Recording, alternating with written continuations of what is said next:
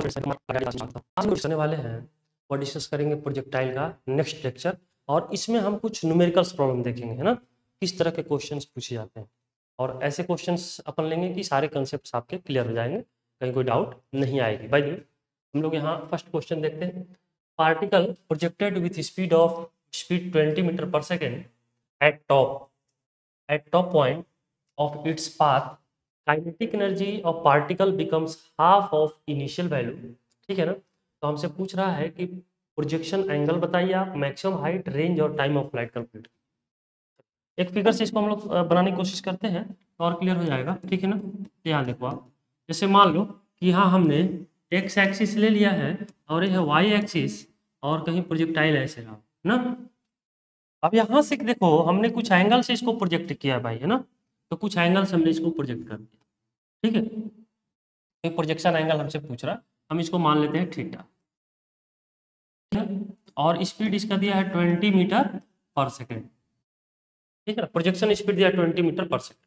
अब देखो क्या है, कह रहा है eight top point. Top point कहाँ होगा इसका, तो टॉप पॉइंट कहीं यहाँ होगा। ठीक है, मैक्सिमम हाइट पर ए पॉइंट होगा, ए टॉप पॉइंट है ना। Eight top point of its path kinetic energy of particle becomes half of initial value, है ना। तो अगर हम देखें तो काइनेटिक एनर्जी एट टॉप की बात कर लें, equal to kinetic energy at bottom, है ना, एट बॉटम अपॉन 2, ऐसे लिख सकते हैं, kinetic energy at bottom by 2। क्योंकि टॉप जो है ना, जो इनिशियल काइनेटिक एनर्जी है, बॉटम पर इस पॉइंट पर हम चेक कर रहे हैं, तो यहाँ काइनेटिक एनर्जी का हाफ है। टॉप पॉइंट पर जो काइनेटिक एनर्जी है, इस पॉइंट पर काइनेटिक एनर्जी के हाफ है, तो हमने लिख लिया kinetic energy at bottom divide by 2। Clear. अब यहाँ बहुत सिंपल है, हम इस पॉइंट पर वेलोसिटी निकालना चाहें तो हम जानते हैं कि जब किसी पार्टिकल को अपन प्रोजेक्ट करते हैं तो पार्टिकल पहले क्या होगा, यहाँ से स्टार्ट होगा और एक मैक्सिमम हाइट अटेंड करेगा, और मैक्सिमम हाइट के बाद फिर जो है डाउन आना शुरू हो जाएगा। तो यहाँ से जैसे ही मैक्सिमम हाइट पर जाएगा तो इस पॉइंट पर जो वर्टिकल डायरेक्शन में वेलोसिटी है उसका वैल्यू तो 0 हो जाएगा। ठीक है ना, पहले क्या था, वर्टिकल डायरेक्शन में वेलोसिटी था इसका ऐसे जा रहा, यानी वर्टिकल डायरेक्शन में वेलोसिटी होगा। इस पॉइंट पर वर्टिकल डायरेक्शन में वेलोसिटी नहीं होगा, केवल हॉरिजॉन्टल डायरेक्शन में होगा, और इसको अपन लिख सकते हैं u cos थीटा। क्योंकि हम पिछले क्लास में पढ़ चुके हैं कि हॉरिजॉन्टल डायरेक्शन का वेलोसिटी जो u cos थीटा होता है वह initial point two final point तक चेंज नहीं होता है, और उसका वैल्यू होता है u cos थीटा। ठीक है, और वर्टिकल डायरेक्शन में वेलोसिटी जैसे जैसे हाइट इसका इंक्रीज करते जाएगा वेलोसिटी डिक्रीज करेगा, और हाईएस्ट पॉइंट पर जिसको टॉप मोस्ट पॉइंट बोल रहे हैं, इस पॉइंट पर वर्टिकल डायरेक्शन में वेलोसिटी 0 हो जाएगा। तो इस टॉप पॉइंट पर एक ही वेलोसिटी होगा हॉरिजॉन्टल डायरेक्शन में, और उसका वैल्यू होगा u cos थीटा। तो हम यहाँ रखेंगे। ठीक है ना, चलो नेक्स्ट हम लोग देख लेते हैं। यहाँ देखो, तो हम यदि वैल्यू रखें तो काइनेटिक एनर्जी एट टॉप पर हम लिख सकते हैं हाफ m, और v का वैल्यू हो जाएगा u cos थीटा का square equal to kinetic energy at bottom की बात करें तो half m u square upon a हो जाएगा। ठीक है ना, अब इसको ऐसे भी लिख सकते हैं half m u square cos square theta equal to 1/4 m u square, ऐसे लिख सकते हैं अपन। बहुत बढ़िया। अब देखो m से m तो कैंसिल ही हो जाएगा, u स्क्वायर से u स्क्वायर कैंसिल हो जाएगा। ठीक है ना, और ये 2 से 2 टाइम्स, तो हमारे पास बचेगा cos square theta equal to 1/2। तो cos थीटा कितना आ जाएगा बताओ, 1/√2 है ना, स्क्वायर हटाएंगे तो इधर जाएगा, रूट में हो जाएगा, और ये होता है cos 45 डिग्री का वैल्यू। तो थीटा का वैल्यू आ गया 45 डिग्री। ठीक है ना भाई, थीटा का वैल्यू कितना आ गया, 45 डिग्री। तो देख लो, अगर हम बात करें कि हमसे फर्स्ट में ही पार्ट पूछ रहा है कि प्रोजेक्शन एंगल बताओ, तो प्रोजेक्शन एंगल हमने यहाँ कैलकुलेट कर लिया है, और प्रोजेक्शन एंगल आ गया थीटा इक्वल टू 45 डिग्री। ठीक है ना, प्रोजेक्शन एंगल हमको पता हो गया फर्स्ट पार्ट में ना। अब नेक्स्ट हमसे पूछ रहा है कि मैक्सिमम हाइट आप बताइए क्या होगा। तो चलो मैक्सिमम हाइट की बात अपन कर लेते हैं, है ना। तो ए पार्ट हमको पता हो गया। ठीक है ना, इसका ए पार्ट जो था क्वेश्चन का पता हो गया। सेकेंड में हम लोग जो बात करने वाले हैं वह है बी पार्ट, मैक्सिमम हाइट। तो एच मैक्स की हम बात करें तो क्या लिख सकते हैं बताओ, you square sine square theta upon 2g, है ना भाई। तो अपन क्या करेंगे कि u का वैल्यू रख लेते हैं, u का वैल्यू 20 दिया हुआ है हमारे क्वेश्चन में, और साइन 45 डिग्री का होल स्क्वायर हो जाएगा और डिवाइडेड बाई 2 और जी का वैल्यू तो आप 10 रख लोगे, है ना। तो अब इसको अपन सॉल्व कर सकते हैं। देखो सॉल्व करते हैं तो क्या आता है, तो ये जो आ जाएगा 400 इंटू साइन 45 का वैल्यू कितना होगा 1/√2 और 1/√2 का स्क्वायर करोगे तो क्या आ जाएगा 1/2 आ जाएगा। तो हम डायरेक्टली लिख लेते हैं 1/2, है ना, और डिवाइडेड बाई 2 इंटू 10। ये कैसे हुआ 1/2 समझ में आया। साइन 45 का वैल्यू होगा 1/√2, ठीक है ना, और 1/√2 का आप स्क्वायर करोगे तो आ जाएगा 1/2। चलो बहुत अच्छा। अब हम इसको कैंसिल करते हैं तो ये आ जाएगा ये 40 और ये भी कैंसिल हो जाएगा, तो कह सकते हैं कि ये 20 हो जाएगा, है ना। तो हमारे पास जो आएगा ये कैंसिल होकर 20, तो 20/2 मतलब 10 मीटर, ठीक है ना। तो एच मैक्स का वैल्यू जो आएगा वो 10 मीटर आएगा, मैक्सिमम हाइट जो आ जाएगा वो 10 मीटर आ जाएगा। चलो बहुत बढ़िया। अगला हम लोग देखते हैं, अगर हम देखें तो थर्ड पार्ट में हमसे क्या पूछ रहा है कि रेंज बताइए क्या होगा। बहुत बढ़िया, तो रेंज देख लेते हैं। रेंज जो होगा तो R is equal to u square upon g, है ना। यू स्क्वायर अपॉन जी क्यों होगा, देखो यहाँ एंगल जो है, एंगल कितना आया है 45 डिग्री, और जैसा कि हम जानते हैं कि 45 डिग्री एंगल पर रेंज जो होगा वह मैक्सिमम होता है, और मैक्सिमम रेंज का वैल्यू हमने बताया है कितना होता है बताओ। मैक्सिमम रेंज का जो वैल्यू होता है यू स्क्वायर अपॉन जी, क्या होगा यू स्क्वायर अपॉन जी। तो हम लोग ऐसा करेंगे कि डायरेक्ट हमने लिख लिया u square upon g. Formula क्यों लगाए, क्योंकि एंगल हमको पता है 45 डिग्री और उस केस में मैक्सिमम रेंज होता है। चलो बहुत बढ़िया, यू का वैल्यू रखते हैं अपन, यू का वैल्यू 20 के स्क्वायर अपॉन जी का वैल्यू 10, तो भाई कितना आ जाएगा 400 अपॉन 10 और एक कैंसिल हो जाएगा तो आ जाता है 40 मीटर। बहुत बढ़िया, तो आ गया 40 मीटर, बहुत अच्छा। चलो अब हम लोग थर्ड की बात करें, ठीक है ना। थर्ड पार्ट में हमसे पूछ रहा है, थर्ड तो हो गया, देखो प्रोजेक्शन एंगल निकाल लिया 45, मैक्सिमम हाइट निकाल लिया, रेंज निकाल लिया। फोर्थ पार्ट में time of flight, time of flight क्या होगा, तो चलो टाइम ऑफ फ्लाइट की हम लोग बात कर लें। तो टाइम ऑफ फ्लाइट क्या होता है, देखो तो टी इजिकल टू होता है ए टी पार्ट है ना, डी पार्ट है ए बी, और ये हो गया सी पार्ट, है ना, ये हो गया सी पार्ट, ध्यान रखना है ये इसका क्वेश्चन का सी पार्ट हो गया। हाँ, और अब जो हम लोग बात करने वाले हैं वह डी पार्ट में बात कर रहे हैं। Time of flight t equal to होगा 2u साइन थीटा अपॉन जी, यही होता है फार्मूला। तो भाई रखेंगे 2, u का वैल्यू 20 और साइन 45 डिग्री, है ना, और डिवाइड बाई जे का वैल्यू 10, ये तो कैंसिल ही हो जाएगा 10 टाइम्स, है ना। तो हमारे पास आ जाएगा 20 और साइन 45 का 1/√2, इसको ऐसे भी लिख सकते हैं 2 इंटू 10 इंटू 1/√2, ऐसे लिख सकते हैं क्या, 20 को लिख सकते हैं अपन 2 इंटू 10, तो ये तो कैंसिल ही हो जाएगा, तो हो जाएगा 10√2 सेकेंड, है ना, 10√2 सेकेंड। तो इस तरह से हमारा जो है टाइम ऑफ फ्लाइट निकल जाएगा कि टाइम ऑफ फ्लाइट कितना आएगा, तो 10√2 सेकेंड आ जाएगा। तो हमने सभी पार्ट इस क्वेश्चन से कर लिए, हमने प्रोजेक्शन एंगल निकाल लिया, मैक्सिमम हाइट, रेंज और टाइम ऑफ फ्लाइट। भाई यहाँ तक सबको समझ में आया होगा, हम समझते हैं। नेक्स्ट क्वेश्चन हम लोग देखते हैं। चलो नेक्स्ट क्वेश्चन हमारे पास है, और वो ये है, क्या कह रहा है, particle projected some angle from horizontal से कुछ एंगल पर पार्टिकल को हम लोग प्रोजेक्ट कर रहे हैं। After 2 second of projection its velocity makes 45 degree.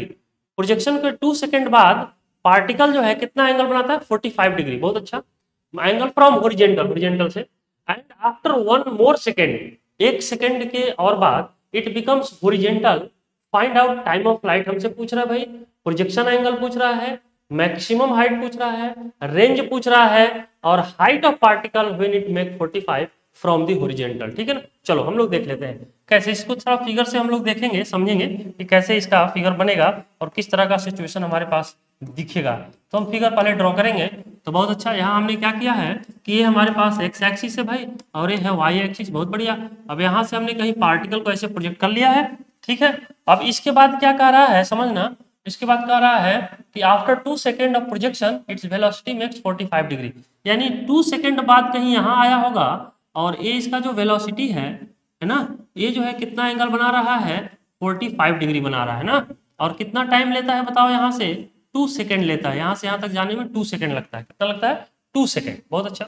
अब इसके बाद जो हमारे पास है correct, and after 1 more second it becomes horizontal. 1 second बाद कहने का क्या मतलब हुआ, इसको हम लोग समझते हैं।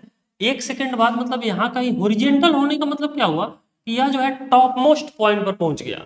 होरिजेंटल का मतलब सिर्फ होरिजेंटल डायरेक्शन में ही इसका वेलोसिटी होगा, या कहें कि वेलोसिटी का सिर्फ हॉरिजेंटल कंपोनेंट होगा, और ऐसा तभी होता है जब पार्टिकल टॉप पॉइंट पर पहुंचता है। अभी हमने डिस्कस किया था इससे पहले वाले क्वेश्चन में कि पार्टिकल टॉप मोस्ट पॉइंट पर पहुंचता है, उस केस में पार्टिकल के पास केवल हॉरिजेंटल डायरेक्शन में वेलोसिटी होगा।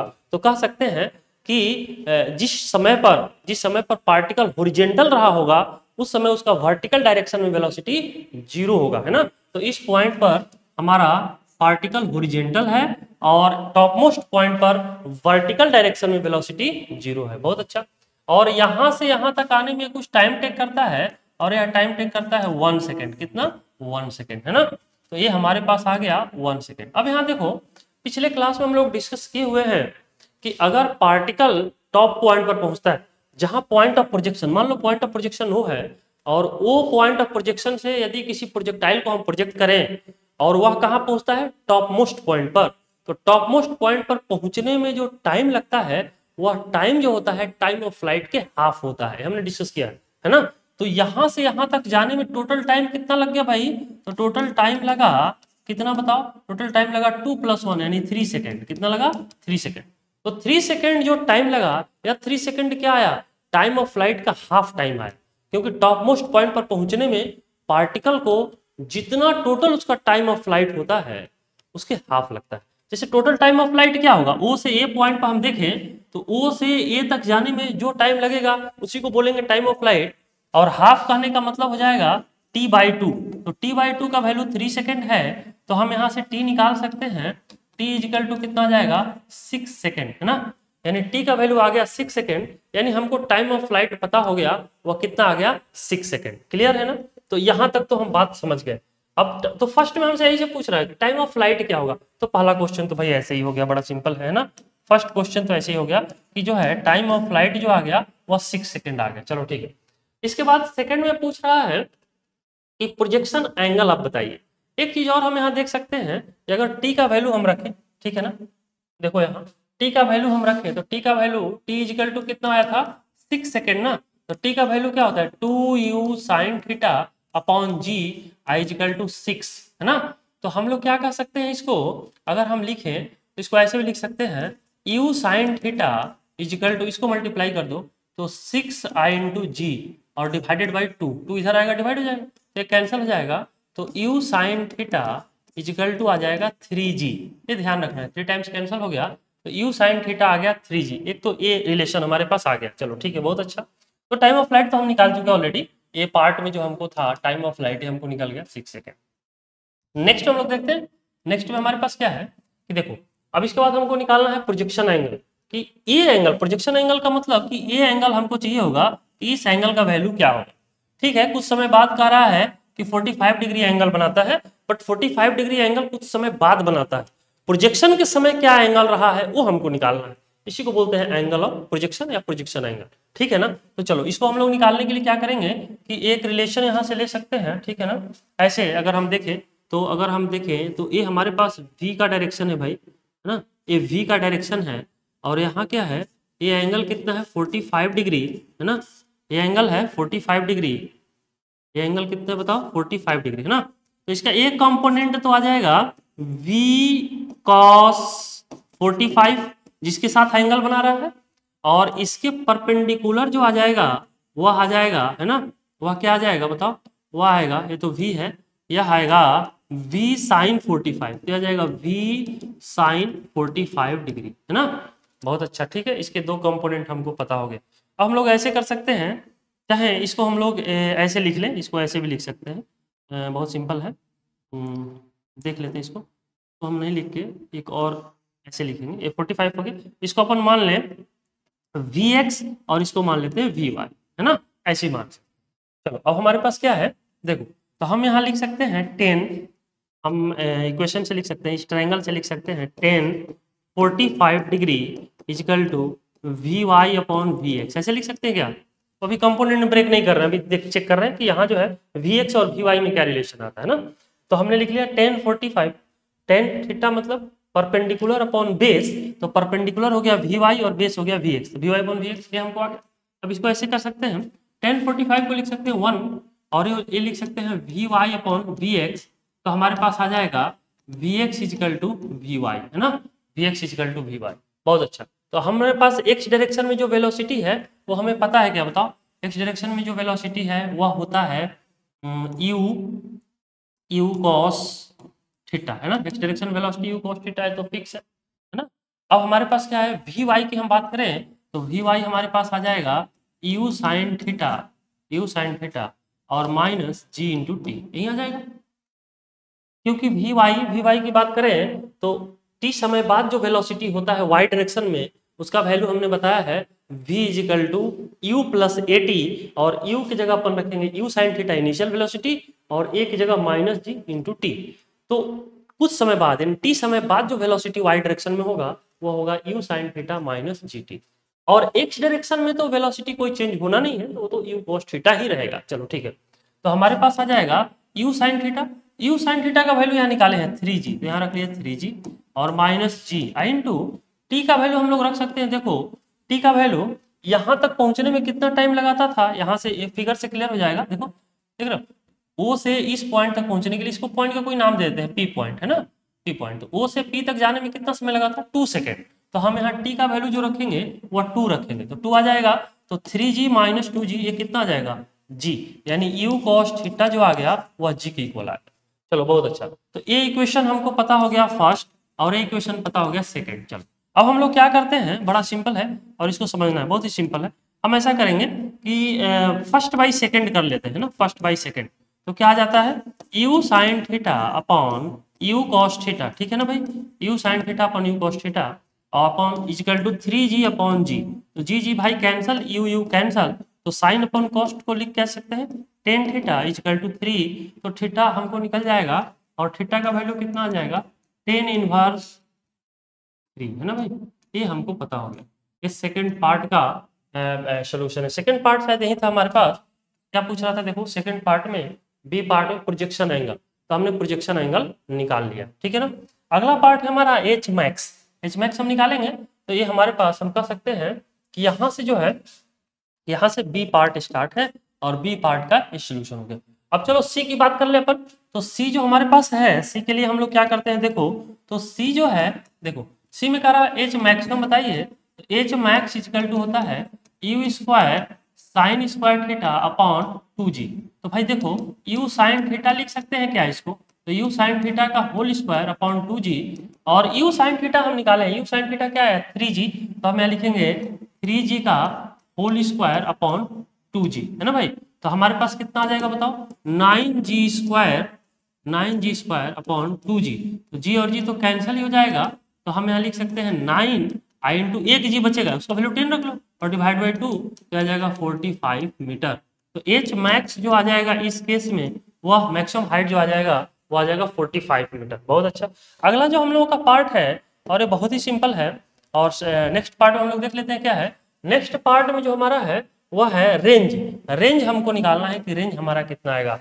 तो हम रेंज की बात करें, है ना, डी में, तो रेंज इक्वल टू क्या होता है बताओ, हमारे पास रेंज इक्वल टू होगा 2 you sine theta I into you cos theta, ठीक है ना, और divided by 2 you sine theta you cos theta और डिवाइडेड बाई जी। तो हमारे पास देखो 2 तो रहेगा और यू साइन थीटा निकाले हुए हैं, यू साइन थीटा है 3g, तो हम यहाँ लिख लेंगे 3g, और यू कॉस थीटा हमने g निकाला, देखो यू कॉस थीटा हम निकाले हैं g के इक्वल अपॉन g, तो g और g तो कैंसिल ही हो जाएगा, तो 3 यानी 6g का मतलब 6 इंटू 10 यानी 60 मीटर, तो क्या आ जाएगा 60 मीटर। तो रेंज हमको निकल गया 60 मीटर आ गया। रेंज का फार्मूला होता है, रेंज का हमने फार्मूला डिस्कस किया है, हम लोग क्या लिख रहे थे, u square sine two theta upon g, तो यू इंटू यू स्क्वायर, और साइन टू थीटा को हमने ब्रेक कर दिया है, तो क्या हो जाएगा sign theta into 2 sign theta into cos theta. तो यहाँ से अगर हम अरेंज करें तो इसको रेंज को इस फार्मूला में ऐसे भी लिखा जा सकता है, जब हमने डिराइव किया था रेंज का फार्मूला उसमें आप चेक कर लेना, ही बताया था 2 into u sine theta into cos theta upon g, u sine theta का वैल्यू रखा, यू कॉस थीटा का वैल्यू रखा, सॉल्व किया तो 60 मीटर आ गया। बहुत अच्छा। चलो नेक्स्ट में हम लोग बात करेंगे, और नेक्स्ट हमारे पास क्या है, देखो नेक्स्ट में और ये लास्ट है height of particle when it makes 45 from the horizontal, है ना। तो देखो इसमें हम लोग क्या कर सकते हैं कि यहाँ जो ये लाइन है ना, ये जो पॉइंट है ये एच है, मान लिया एच है, तो यही एच का वैल्यू हमको निकालना है। कि इस एच का वैल्यू क्या होगा, है ना। तो हम ऐसा करेंगे कि इस एच का वैल्यू निकालने के लिए हम ऐसा कर सकते हैं, देखो बहुत सिंपल है, ठीक है। यहाँ थोड़ी जगह देख लेते हैं इसी में कहीं, है ना। एच का वैल्यू यदि हमको निकालना है तो यहाँ देख लेते हैं, यहाँ तक आपने नोट कर लिया होगा, है ना। यहाँ तक आप नोट कर लिए हो तो इसको अपन हटा सकते हैं, या फिर हाँ इसको हटा लेते हैं, ये चीज़ें आपने नोट कर लिया होगा। और इसको अपन हटा के फिर चेक कर लेते हैं डी ई वाली पार्ट, है ना। ई वाली पार्ट के लिए देखो सिंपल है, देखो ठीक है ना। देखो ई वाली पार्ट में हमसे पूछ रहा था, ई वाले में कि एच बताइए, तो वाई इक्वल टू लिख सकते हैं you sine theta into T minus half G T square, ऐसे लिख सकते हैं ना। तो अब देखो वाई का मतलब एच, एच है जो हमने लिया है, फिगर में चेक कर लो, है ना। ये हमारे पास एच, वाई की जगह पे एच रख सकते हैं। तो h is equal to u sine theta, u sine theta का वैल्यू हमने निकाला था और वो आया था कितना, 3g, यू साइन थीटा निकाले थे 3g, तो 3g आई इंटू टी का वैल्यू 2 सेकेंड, क्योंकि 2 सेकेंड पर टी पॉइंट पर पहुंचता है, देख लो देख लो, यहाँ से यहाँ तक पहुंचने में कितना टाइम लगा होगा, 2 सेकेंड। तो टी का वैल्यू अपन 2 रख लेंगे, तो हमने यहाँ 2 रख लिया, माइनस हाफ जी और टी का वैल्यू 2 का स्क्वायर, 2 और 2 तो कैंसिल हो जाएगा, तो हो जाएगा 6g माइनस 2g, तो कितना आता है 4g, हो जाएगा 4 आई इंटू 10, है ना। तो कितना आता है 40 मीटर, है ना। तो एच का जो वैल्यू आ जाएगा वो 40 मीटर आ जाएगा, क्लियर। तो इस तरह से हमने ए बी सी डी सभी पार्ट कैलकुलेट कर लिए। यहाँ तक हमको उम्मीद है कि सबको समझ में आया होगा। यदि समझ में कहीं दिक्कत है तो एक बार क्वेश्चन को अच्छे से रीड करो और फिर जो है एक दो बार प्रैक्टिस करो। जहाँ डाउट है वीडियो को पॉज करो, फिर देखो, समझ में आ जाएगा, बहुत सिंपल है। चलो नेक्स्ट क्वेश्चन की बात करते हैं अपन। नेक्स्ट क्वेश्चन क्या है हमारे पास, है ना। नेक्स्ट क्वेश्चन है कि कर particle projected with speed u at angle theta from horizontal, find out time when velocity of particle becomes perpendicular to the initial velocity and also calculate the velocity at that point, ठीक है ना। चलो इसको हम लोग figure से बना के थोड़ा समझने की कोशिश करेंगे कि फिगर इसका किस तरह का आएगा, है ना। तो देखो भाई बहुत ही आसान है, हम ऐसा करते हैं कि यहाँ से ये एक्स एक्सिस है भाई और ये क्या है वाई एक्सिस है। तो कह रहा है particle projected with speed you, particle को हम लोग यू स्पीड से प्रोजेक्ट कर रहे हैं ना, यू स्पीड से प्रोजेक्ट कर रहे हैं at angle theta, theta angle से, किस एंगल से प्रोजेक्ट कर रहे हैं थीटा एंगल से। तो चलो यहाँ हम लोग एक एंगल बनाते हैं भाई और वो है थीटा, ठीक है ना भाई, थीटा एंगल से हमने प्रोजेक्ट कर दिया, ठीक है। From horizontal find out time, ठीक है ना, टाइम हमको निकालना है। तो पहले इसको कंपोनेंट में यदि हम ब्रेक करें तो इनिशियली ये क्या आएगा यू कॉस थीटा और इधर क्या हो जाएगा बताओ यू साइन थीटा, है ना। तो वी इनिशियल यानी यू का वैल्यू हमको लिखना है तो क्या लिख सकते हैं u cos theta into i plus u sine theta I into j, है ना। जे क्यों, क्योंकि हमने बताया है पिछले क्लास में वेक्टर में हमने बताया था इधर एक्स एक्सिस है, इधर क्या है वाई एक्सिस, एक्स एक्सिस की तरफ यूनिट वेक्टर आई रखते हैं और वाई एक्सिस के अलावा यूनिट वेक्टर जे रखेंगे। तो एक्स डायरेक्शन में वेलोसिटी है यू कॉस थीटा, तो हमने आई से मल्टीप्लाई कर दिया, ठीक है ना। वेक्टर फॉर्म में लाने के लिए आई यहाँ शो करेगा कि you cos theta x direction में है। सिमिलरली यदि हम बात करें यू साइन थीटा जो वाई डायरेक्शन में है, तो यू साइन थीटा को हमने यूनिट वेक्टर जे से मल्टीप्लाई कर दिया, तो हमको इनिशियल वेलोसिटी पता हो गया। ये जो है इक्वेशन फर्स्ट हो गया, इनिशियल वेलोसिटी पता हो गया, ठीक है ना। चलो अब कह रहा है find out time when velocity of particle becomes perpendicular to the initial velocity. अब मान लो कि पार्टिकल कुछ समय बाद कहीं यहाँ आ गया होगा, है ना, यहाँ आ गया होगा, तो यहाँ पार्टिकल का वेलोसिटी हम vt मान लेते हैं, क्या मान लेते हैं vt। तो इसका भी दो कंपोनेंट आएगा, x तो आएगा, एक तो आएगा x की तरफ, है ना, और एक आएगा y की तरफ। तो ये हो जाएगा हमारे पास कितना, तो हम vt लिखना चाहें तो vt को क्या लिख सकते हैं बताओ। तो x डायरेक्शन में तो वेलोसिटी में कोई चेंज नहीं होना है, पिछले क्लास में डिस्कस किया है कि x डायरेक्शन में जो वेलोसिटी है उसमें कोई चेंज होता नहीं है, और वो होता है यू कॉस थीटा। यानी यू कॉस थीटा इसके इनिशियल पॉइंट से लेकर और ये मान ले इसको, तो इनिशियल से फाइनल पॉइंट तक यू कॉस थीटा ही रहेगा, हॉरिजॉन्टल डायरेक्शन वेलोसिटी चेंज नहीं होगा। तो हम यहाँ लिखेंगे vt equal to u cos theta I into i, है ना। तो यहाँ जो हो जाएगा यू कॉस थीटा ही रहेगा, इसमें कोई चेंज नहीं आएगा, ठीक है। नेक्स्ट में है यहाँ जो है वी वाई जो हमारे पास आएगा वह क्या आ जाएगा बताओ, वी वाई आएगा यू साइन थीटा और माइनस जी टी, यही आ जाएगा, है ना, वाई डायरेक्शन में वी वाई। वाई डायरेक्शन में जो वेलोसिटी आएगा you sine theta minus g T आएगा, तो हम इसको लिख सकते हैं plus u sine theta minus g T और ये हो जाएगा जी, है ना। चलो तो हमको वी टी पता हो गया और हमको यू पता हो गया। अब टी टाइम बाद ये वेलोसिटी रहा होगा और इनिशियल ए रहा होगा। अब ये दोनों कह रहा है कि परपेंडिकुलर कब होगा, तो परपेंडिकुलर जब है, ठीक है ना, तो मान लेते हैं कि जब दोनों परपेंडिकुलर हुआ तो दोनों के बीच एंगल बनेगा 90 डिग्री। तो एंगल 90 होगा, दोनों का डॉट प्रोडक्ट क्या हो जाएगा, जीरो।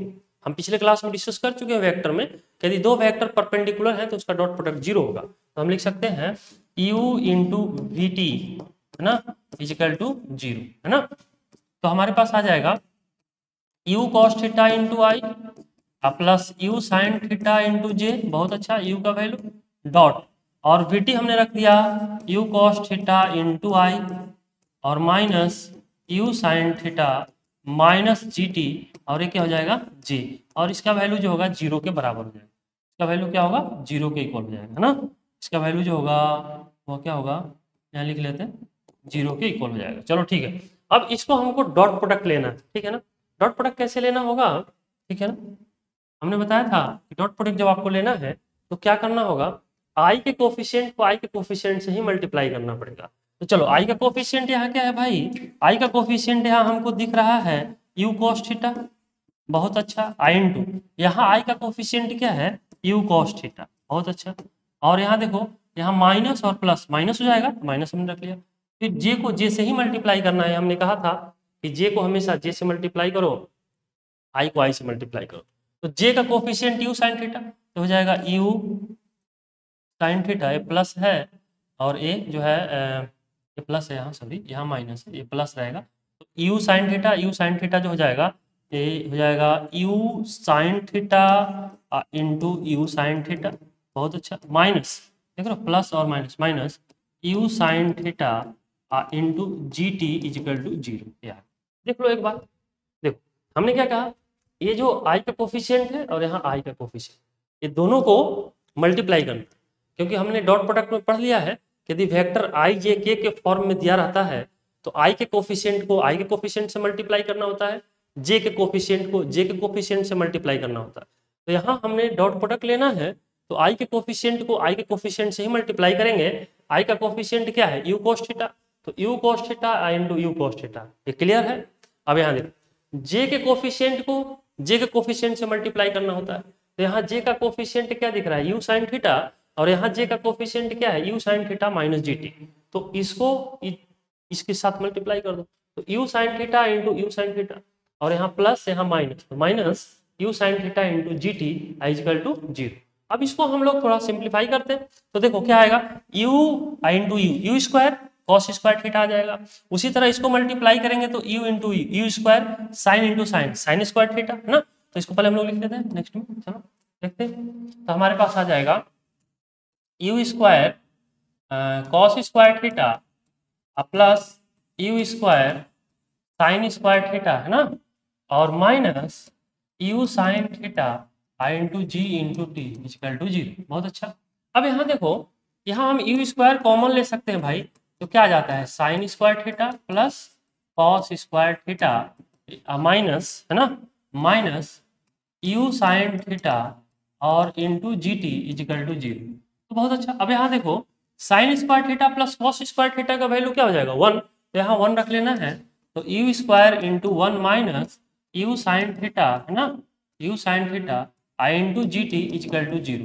तो यहाँ से देखो अगर हम इसको उधर ले जाएं तो आ जाएगा u square equal to u sine theta I into g t, तो यू और यू तो भाई कैंसिल ही हो जाएगा, साइन थीटा को इधर ले आओ तो टी का जो वैल्यू आ जाएगा u upon g sine theta, ये आ जाएगा ना। तो ये हमको ध्यान रखना होगा कि इतना टाइम बाद हम डायरेक्टली याद भी रख सकते हैं कि अगर इस तरह क्वेश्चंस कुछ डेटा के साथ दे दें तो हम डायरेक्टली याद रख सकते हैं u upon g sine theta, है ना।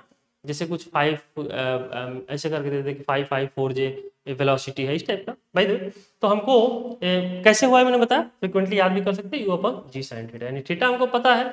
इस तरह की सिचुएशन अगर आता है तो मतलब हुआ कि थीटा हमें पता है यू पता है, तो हम डायरेक्टली टाइम कैलकुलेट कर सकते हैं फार्मूला में u upon g sine theta apply करके। चलो यहाँ तक क्लियर है। नेक्स्ट में हमारे पास क्या पूछ रहा है कि हमको टाइम तो पता हो गया, अब इसके बाद पूछ रहा है calculate the velocity at that point, है ना। दैट पॉइंट का मतलब ये हुआ कि इस पॉइंट पर हमको वेलोसिटी निकालनी है कि इस पॉइंट पर वेलोसिटी क्या रहा होगा, है ना, ये हमको निकालना है, ठीक है, थीटा के टर्म बाय। तो हम इसको कैसे निकालेंगे, ये तो हम कैलकुलेट कर लिए कि अगर पार्टिकल टी टाइम बाद यहाँ आ जाता है तो वह टी का वैल्यू क्या होगा, तो निकाल लिए u upon g sine theta. अब यहाँ वेलोसिटी हमको निकालना, देखो कैसे करते हैं, बहुत ही सिंपल है। देखो अगर हम यहाँ देखें, ठीक है ना, तो हम कुछ इस तरह का फिगर को एक बार फिर से ड्रॉ कर लेते हैं। बहुत ही सिंपल है, एक्स एक्सिस है भाई और वाई एक्सिस है और कुछ इस तरह का सिचुएशन है ना, और ये जो वेलोसिटी है यू है, यू ना। अब हम लोग क्या करते हैं, देखो बहुत ही सिंपल है, यहाँ क्या था, यहाँ वीटी है ना, तो यहाँ अपन वीटी ले लेते हैं ना, वीटी वीटी। अब ऐसा करते हैं, इसको लाइन को ऐसे बढ़ा दिया और ये जो है ना इसको हमने कुछ ऐसे बढ़ा दिया ना, तो ये कितना होगा, ये तो भाई परपेंडिकुलर हो जाएगा 90 डिग्री, ठीक है ना, 90 डिग्री, ये 90 डिग्री आ गया और ये थीटा है, ये थीटा है, तो ए एंगल कितना हो जाएगा बताओ, ए एंगल हो जाएगा 90 माइनस थीटा, ये हो जाएगा। चलो अब यहाँ से एक परपेंडिकुलर डाल देते हैं, कैसे हम लोग इसको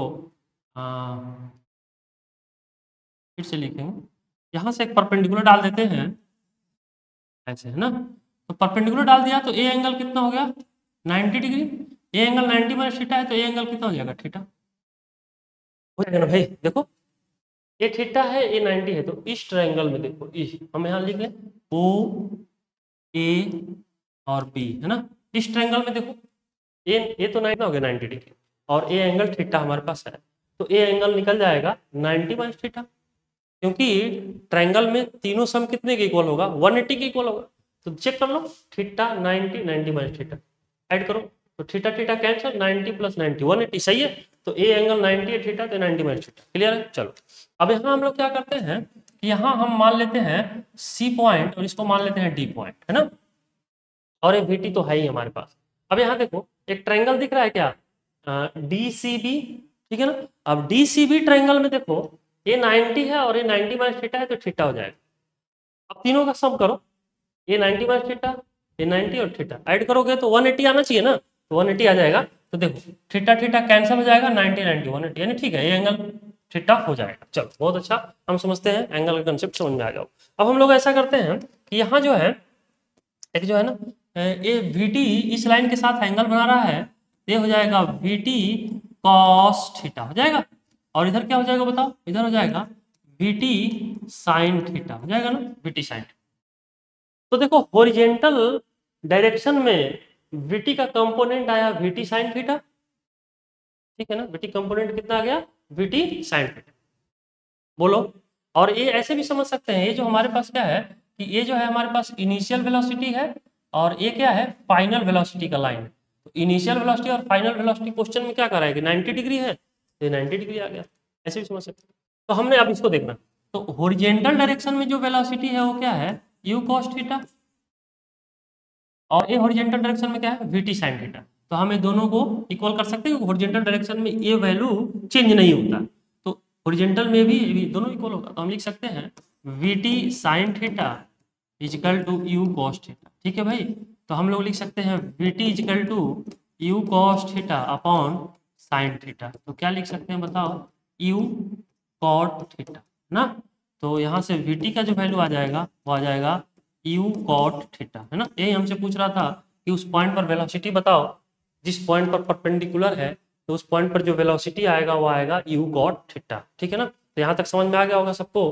तो ये देखो ये जो हमारे पास है ये एंगल समझ में आया 90 कैसे हुआ, कैसे देखो ये इनिशियल वेलोसिटी है और ये क्या है फाइनल वेलोसिटी। क्वेश्चन में क्या कह रहा है, क्वेश्चन में जो कह रहा है देख रहे हो ना, इनिशियल वेलोसिटी, ठीक है ना, find time when velocity of particle becomes perpendicular to the initial velocity.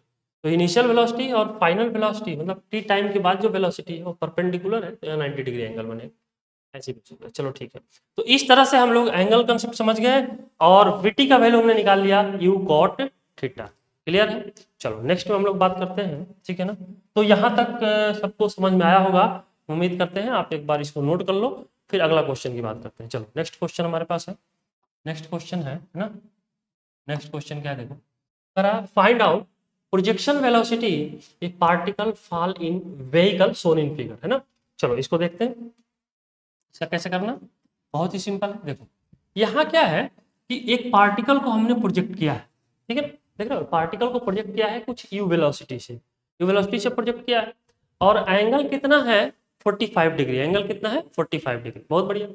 अब ये जो पार्टिकल है ना, और यहाँ एक कोई व्हीकल है और ये 20 मीटर पर सेकेंड से मूव कर रहा है, कैसे मूव कर रहा है 20 मीटर पर सेकेंड।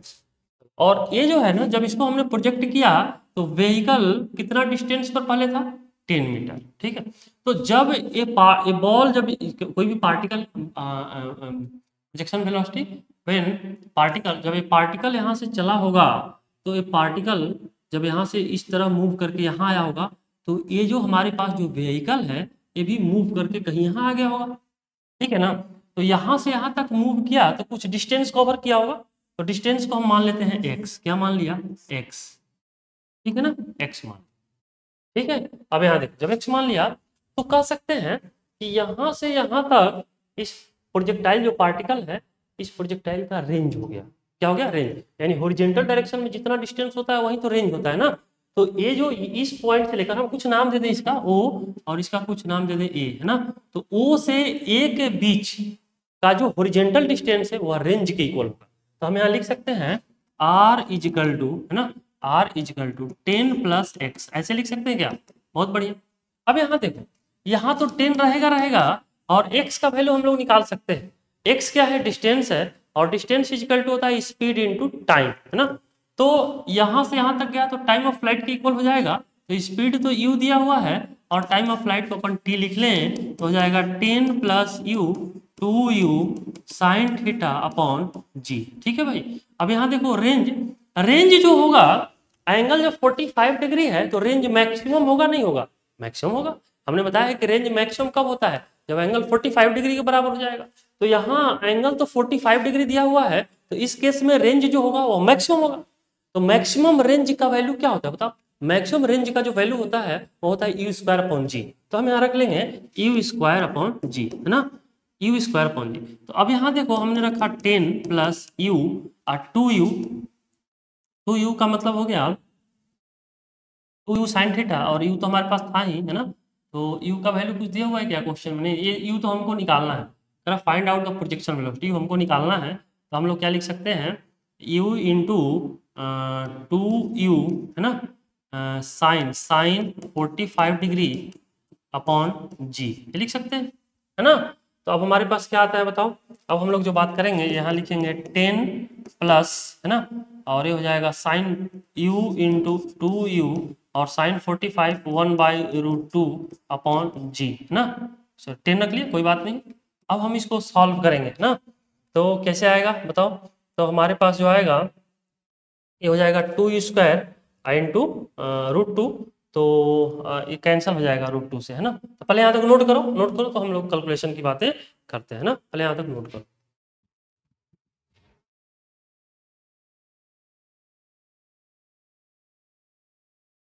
तो यहाँ तक हमने आपने नोट कर लिया होगा। इसको देखो, अगर हम बात करें, एक चीज इसमें थोड़ा सा कंफ्यूजन नहीं होना चाहिए, यहाँ u का वैल्यू दिया हुआ है ना, तो u का वैल्यू आप चाहो तो यहाँ लिख सकते हो, क्योंकि दिक्कत आएगी कि दोनों u है तो फिर कंफ्यूजन हो सकता है कि u जो है वह मल्टीप्लाई नहीं करना है, तो ये इनिशियल वेलोसिटी है ना, इसको हम लिख देते हैं ना। u का जो वैल्यू आएगा वो है 20, है ना, क्या है 20, ठीक है ना। व्हीकल का जो स्पीड है, क्योंकि इसी के द्वारा डिस्टेंस x कवर हुआ है ना, तो इसी का वेलोसिटी रखना होगा, और टाइम ऑफ फ्लाइट तो इस प्रोजेक्टाइल का है, पार्टिकल का है ना।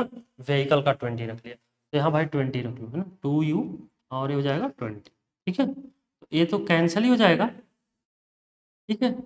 तो हमारे पास कितना आ जाता है, हमारे पास आएगा u²/g, ठीक है ना, u²/g इजिकल टू 10, है ना, 10 प्लस और ये तो भाई कैंसिल हो जाएगा √2 टाइम्स, है ना, √2 टाइम्स, तो 2√2 आ जाएगा, 2√2, है ना, 2√2 × u, ये आ जाएगा, ठीक है। अब यहाँ देखो, अब इसको यदि हम मल्टीप्लाई करें तो ये 10 से मल्टीप्लाई हो जाएगा, मतलब g से मल्टीप्लाई हो जाएगा, हो जाएगा u², और ये हो जाएगा इजिकल टू g से मल्टीप्लाई कर लें तो 10g, इसको g से मल्टीप्लाई करें तो 2g × √2u, है ना। तो अब यू स्क्वायर और जी का वैल्यू रख लो, तो 10 × 10